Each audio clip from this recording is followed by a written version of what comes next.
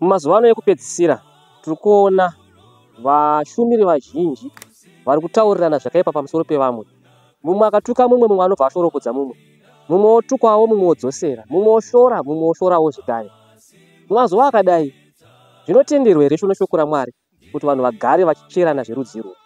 Ngativerengei kuna Leviticus chapter 19 verse 16. Inoti, usafamba famba pakati pavanhu kwako uchivachera, usapupurira ropa rokwako, ndini Jehovha Mwari wako.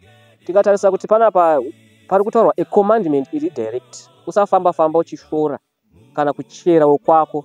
Ngativerengei futi another text inogona kutsigirana nezvatiri kutaura izvi. Tinoiwana kuna Romans chapter 1 verse 28 kusvika pana 31.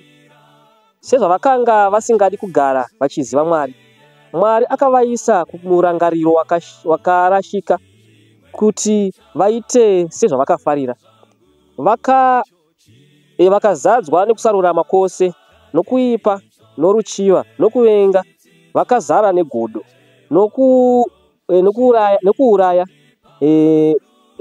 norukave, nokunyengera, nechinya, vanhu vanoita zeve-zeve, navacheri. Panapa panzi vacheri, ndo vari kutaurwa panapa kunzi vacheri, ndo vanochera vamwe, maslenderers. Vanovenga Mwari, nevanodada, nevanozvikudza, nevanozvirumbidza, navavambi vezvakaipa, nevasingateereri vabereki, namapenzi, navanoputsa sungano, vasino rudo kwaro, vasino ngoni. Panapa pari kutaurwa kunzi kazhinji kacho shoko raMwari riri straight forward. Vazhinji vanoita zvekucherana, vane godo pamusoro pevamwe, vane ruchiva, vano kuzvikudza.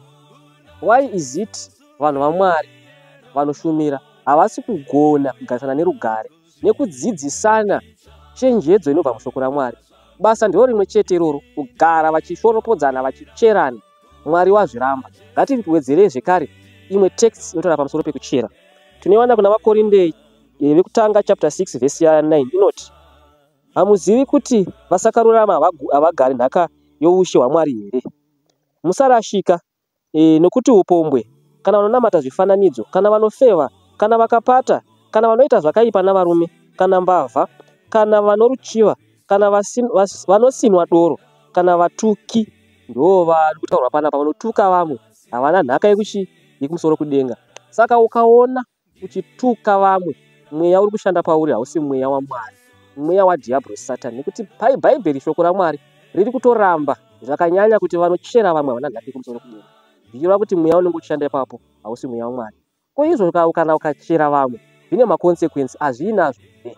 Ngativerengei kuna vaPisarema 101 verse 5. Inoti, anoitirawo kwake makuhwa ndichamuparadza, anotarira namanyawi nemwoyo unozvikudza, havangavi nehanya naye. NeMwari vaitaura vanotuka vamwe, Mwari havana hanya navo. Ndo konsekwensi inenge iri.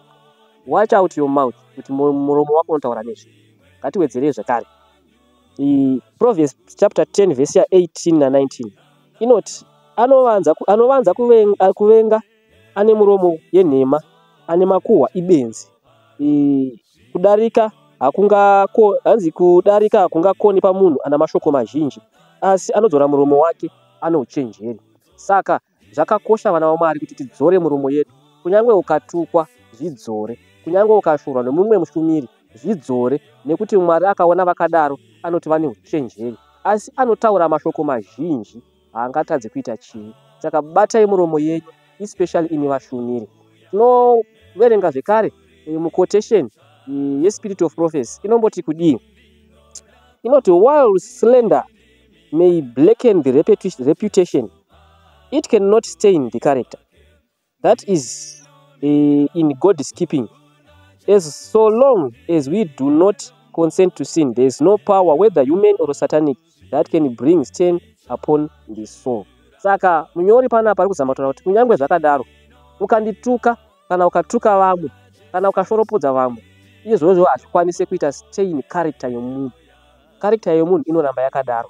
Mwari character iyoyo anoichengetedza. Hakuna simba remunhu kana muromo womunhu kana satanic force ingagone kusvibisa character yomunhu. Saka ndo mashoko anhasi. Vashumiri kunze uko, tisashorana, tisaudzana, mashoko anogodora kana kushoropodza zvinotendwa nevanhu. Ngatidzidzisanei tikwanise kukura pakutenda, tose tizive chokwadi, kwete kushorana, asi tiparidzire shoko raMwari. Zvakaoma vana vaMwari kuti every mharidzo unongonzwa munhu achiparidza mazita evanhu kana mazita evamwe vashumiri. Mwari anoti paridzirai mashoko andakakudzidzisai. Zvakanyorwa kumagospels kunzi endai naizvozvo mudzidzise marudzi ose. Hazvina kunzi endai munoparidza kana kushora vanhu. Saka nhaiwayo ndinotenda kuti Mwari akuitirei zvakanaka, manzwa manzwisisa. Monzwa kamwe chete, Mwari akukomborerei.